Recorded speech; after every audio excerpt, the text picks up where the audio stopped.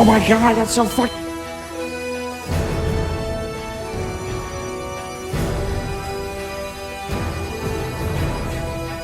Ah yes, dear viewer, welcome back to a little experiment of mine.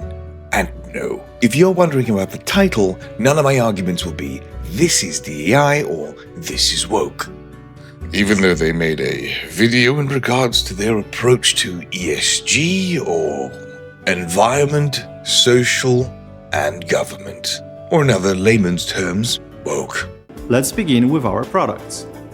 Although this is perhaps not the first thing that comes to mind when thinking about video games and ESG, we believe that our primary means of influencing the world at large is by developing games which can enrich gamers' perceptions. We are bending our knees to corporate interests for the sake of money. It may be a bit of a concern, but it is not the basis for any of my arguments. I am a massive fan of the Witcher series. Such a big fan, I named my first cat Ciri, and that should tell you how much I appreciate that character and The Witcher. Today, dearest viewer, I will strive to detail to you the reasons as to why I believe that The Witcher 4 won't be any good. Or very good, at least. Probably decent. I love the Witcher books, but particularly the Witcher games, as I was first introduced to the Witcher games in the summer of 2015 and read the books after finishing the games. And one of the most important through lines and aspects of the books and games is that our protagonist is Geralt of Rivia, our lovable, gruff, scruffy-looking Nerf herder! But technically, he is not the main hero. At least not in The Witcher 3. He is the protagonist and the player character, but the main hero, that is Ciri. She is the main hero and most important character in the books and the games, but we experience her story through the eyes of Geralt. And in The Witcher 3, there are currently 3 main Ciri endings, along with 36 different variations and the DLC endings. And the 3 main Witcher 3 endings are the following 3 endings that are 3. Ciri stops the White Frost and dies, Ciri stops the White Frost and becomes a Witcher, and Ciri stops the White Frost and becomes the Empress of Nilfgaard. And of these 3, I believe one is the sad, bad ending, one is the happy fairy tale ending, and the third is the most melancholic, but ultimately for the best. Witchers are becoming more obscure, more obsolete and unneeded as the monster population is dwindling as swiftly as the witches. I'm aware that this significantly increased the number of monsters for the sake of gameplay in the games, but overall, we see how people treat the witches with suspicion and as a relic of a bygone era. One of the fundamental issues as I see it with the Witcher ending is how it basically has robbed Ciri of her character, because this has, in a way, not made her an evolved version of Cirilla, but instead shitty Geralt. It's not just an issue of women can't be witches, it's also that they didn't do these mutations to adults for many reasons to do with malleability of the body and such, and it leads me to the issues when it comes to Ciri's powers. In the efforts to make Ciri a cool witcher, they have instead robbed her of her most unique traits. That meaning that Ciri is a bloody demigod. She can teleport at the blink of an eye due to the Elder Blood. I travelled through time, space, different worlds. I saw houses of glass, ran with unicorns at the world's end. Even lived in an undersea kingdom for a time. I go wherever I please, whenever I please. She's the lady of time and space that can travel to distant planets and dimensions at the blink of an eye. As easy as I shit my pants, she can travel to cyberpunk. So they take this demigoddess, this being of such immense and unknowable power, and what do they do with it? They turn her into something as ordinary and common as a mere monster hunter. Are you kidding? I feel that in the pursuit of making Ciri a bit more of a, girl boss, they have robbed her of herself. Geralt isn't Ciri, and Ciri isn't Geralt. Instead of taking this as a reference to Geralt to please the fans, it feels more like a desperate attempt to utilize memberries with this shot here.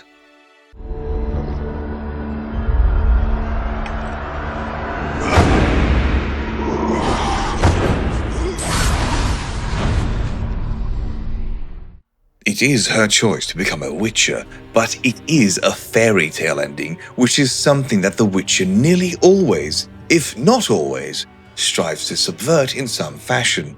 Be careful what you wish for.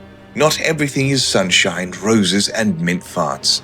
And thusly, Ciri becoming a Witcher is a bit too good to be true and doesn't fit into the wider philosophy of the story. I believe that the greatest ending for Ciri is in reality her dead. No, it's her becoming the empress of the most powerful empire that is currently known in the history of The Witcher. Ciri becoming the empress is the most melancholic ending, but I believe that this is the best way for Ciri to have a far better effect on the world than if she was just a mere Witcher. Her choosing to be a Witcher will in all likelihood put Nilfgaard in chaos, with political factions struggling for power and civil war. Ciri having to come to terms with her heritage and accept that she's meant for something greater is something that I really adore in the Empress ending. But here instead we are gifted with the oft so common trope of the appearance of power being more important than the actuality of holding the most powerful office in the land, because holding a sword looks cooler than ruling as a benevolent empress. We believe that our primary means of influencing the world at large is by developing games which can enrich gamers' perceptions. The game is apparently supposed to be about her battle against destiny and the cost of this battle. She rejects her destiny of becoming the empress to instead girl boss around in the woods, rejecting the greater good. Shut it! That she could do in that role. Like some people love to say, do it better yourself if you are so bloody good. And I will counter this argument by indeed offering my take on how I, yours truly, would have done it. Out there currently, there is a wonderful board game that I recommend any fan of The Witcher try. The Witcher Old World. Because it is an awesome board game set around the time of the golden age of Witchers.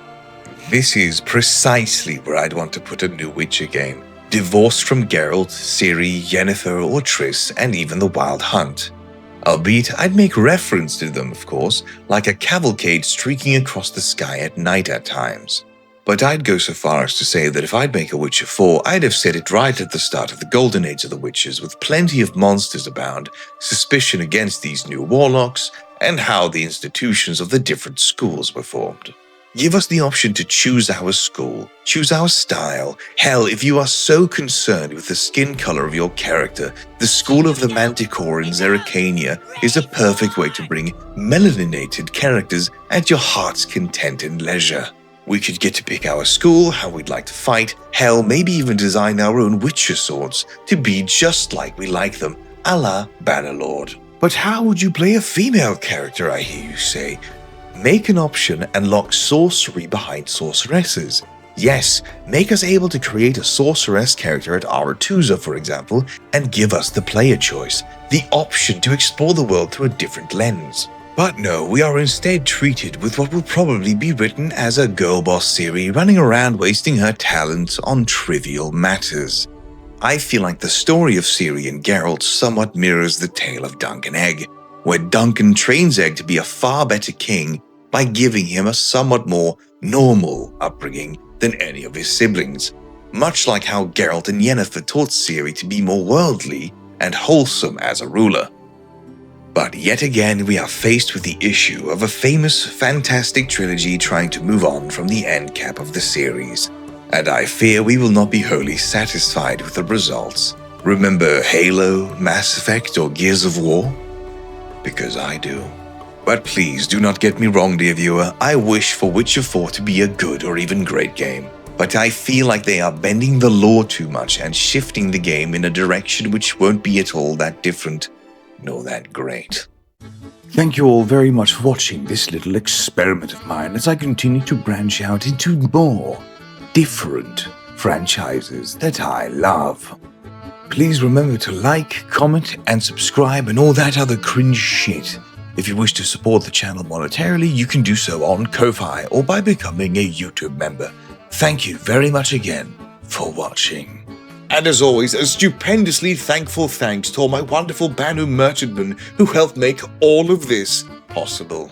A most humble of thank yous to my wonderful Apex fishies of Raptar Jesus, Half-Breed Bastard, and Magic. A stupendous thank you to all my wonderful Sustremmings of Combat Creations, Leduc, Big Kronk, Mouseclick, and Avidri. A consequential thank you to my wonderful, fantastic people of Schmieda, Ifernjora, Sorgi XD, Albatross, and Ignore Me. And a suspicious thank you to my wonderful enthusiasts of Longyawn, Feral Goblin Gal, Bloodix, Monk, and Dave of Yogs. Thank you all very much for the money.